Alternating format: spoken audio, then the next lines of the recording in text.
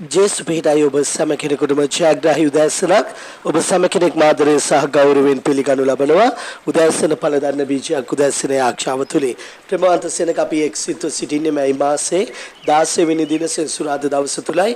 ඉතින් අද දවසේදී ස්වාමීන් වහන්සේගේ වචනේ ඊටමත් අනර්ග එලිදරව්වක් මත ඔබගේ ආත්මික ජීවිතයට මඟ පෙන්වන්න මේ උදෑසන අපි සූදානම්ව සිටිනවා. එසේනම් ප්‍රමාන්ත සෙනක අද දවසේදී ස්වාමීන් වහන්සේගේ වචනේ තුලින් ඊටමත් අනර්ග එලිදරව්වකට ඔබේ ජීවිතයට ආශිර්වාද කරන්න මේ උදෑසන ස්වාමීන් වහන්සේගේ වචනය තුලින් ඔබේ ජීවිතය ඊටමත් අනර්ග තලයකට ගෙන යන්නට බලාපොරොත්තුව සමාදානයේ සුවය ජයග්‍රහණය මේ වචනේ මත ඔබගේ ජීවිතයට ඇතුල් වන බව නිසකව විශ්වාස කරන්න. එසේනම් ප්‍රේමාන්ත සෙනග අද දවසේදී අපි වචනය තුලට ඇතුල් වෙමු. ඊටමත් අනර්ග කාරණාවක් මේ උදෑසන මම ඔබත් එක්ක බෙදා ගන්නට යනවා. ශුද්ධ ලියවිල්ලේ හිතෝපදේශ පොතට අපි ඇතුල් වෙද්දී ප්‍රේමාන්ත සෙනග හිතෝපදේශ පොතේ මෙන්න මේ ලෙස සඳහන් කරනවා 4 වෙනි පරිච්ඡේදයේ 13 වෙනි පදේ. හිතෝපදේශ පොතේ 4 වෙනි පරිච්ඡේදයේ 13 වෙනි පදේ දැන් ඔබට තිරේ දිස් වෙනවා. බලන්න වචනේ සඳහන් කරනවා ගුරුකම තදින් අල්ලගෙන අත නෑර එය තබා ගන්න. මක් නිසාද එය නුඹේ ජීවනය.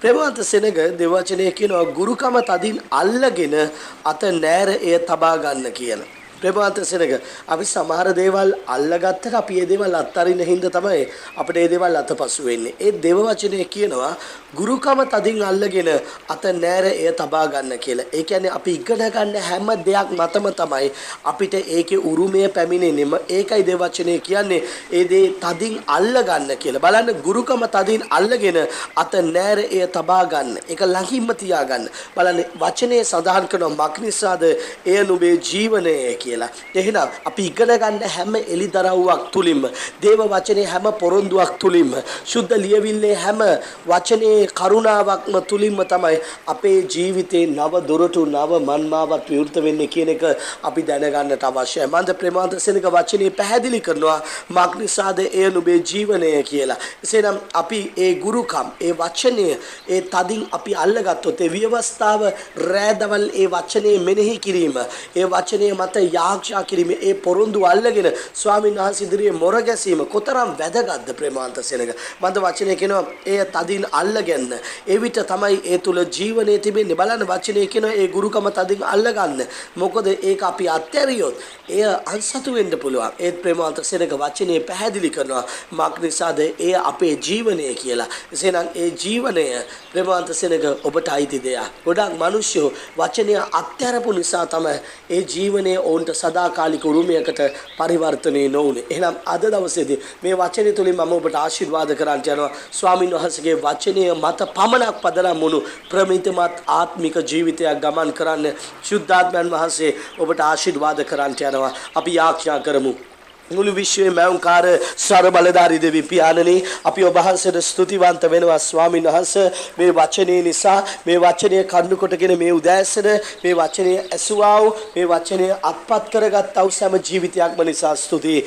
හිතෝපදේශ පොතේ 4 වෙනි පරිච්ඡේදයේ 13 වෙනි පදේ සඳහන් කරනවා ගුරුකම තදින් අල්ලගෙන අත නෑර එය තබා ගන්න මක්නිසාද එය නුඹේ ජීවනය කියා. මෙන්න ස්වාමිනී මේ වචනය අල්ලගත් විගස ස්වාමිනී ඒ වචනය තුල උරුමයද අප තුළට එලෙසම බැස ක්‍රියා කරන පිණිස මම යාඥා කරනවා. මන්ද ස්වාමිනී ඔබේ වචනය කියන මග්නිසාද එය නුඹේ ජීවනය කියා. එසේනම් ස්වාමීන් වහන්සේ මේ වචනය මත අද දවසේදී මේ සෙනගට මම ආශිර්වාද කරනවා. මේ වචනය අල්ල ගන්නා මේ වචනේ උරුම කර ගන්නා හැම කෙනෙක් තුළම සදාකල් ජීවනයේ උරුමේ රහස අභිරහසක්සේ මේ තැන් පටන් ආත්මයන් වහන්සේ කරුණු කොටගෙන සියලු දේ එලිදරව් කරන්නත් ප්‍රකාශ කරන්නත් සංගවා තිබෙන දේවල් ස්වාමිනී ඉස්මතු වී උන්ගේ ජීවිතේ පැතිරෙන්නත් උරුමයන් විශාල වෙන්නත් අද දවසේදී මම උන්ට ආශිර්වාද කරනවා. යේසුස් ක්‍රිස්තුස් වහන්සේගේම බලවන්ත උතුම් නාමයෙන්.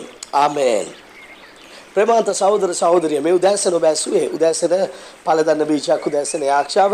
ඉතින් මම ඔබට කියනවා ඔබ අල්ලගන්න ගුරුකම තුල තිබෙන උරුමය.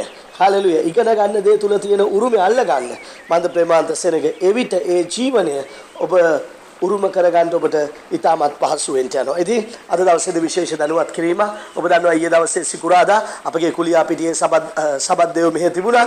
ඉතින් සිකුරාදා කුලියාපිටියේ තිබුණා වගේම අද ඉරිදා දවසේ අද සෙන්සුරාදා දවසේදී අපි මහනුවර ඉන්නවා. ඉතින් ආරාධනා කරනවා ඔබ නුවරවට සිටින කෙනෙක් නම් පැමිණෙන්න මහනුවරට උදෑසන 9ට උඩ පේරාදෙණිය පාරේ ෆස්ට් ක්ලාස් එක ළඟ හරියට පැරණි ගුඩ් ෂෙඩ් එකට බහින පඩිපෙළේ ජනමැදුර ශාලාවේ උදෑසන 9ට අපගේ දේව මෙහෙය තියෙනවා. ඉතින් අපි ඔබට ආරාධනා කරනවා සෙන්සුරාදා දවසේදී අද ඊටමන් නිවාඩු දවසක් ආරාධනා කරන උදෑසන 9ට එන්න කියලා අපගේ දේව මෙහෙයට රෝගයෙන් පස්වෙනි වේදනාවෙන් කඳුලෙන් ඉන්න ඔබට අද දවසේදී ඊටමත් අනර්ග විසඳුමක් වචනේ තුලින් දකින්නට පුළුවන් නිදහස් වෙන්නට පුළුවන් උදෑසන 9ට අපගේ දේව මෙහෙය මහනුවර පවත්වනවා.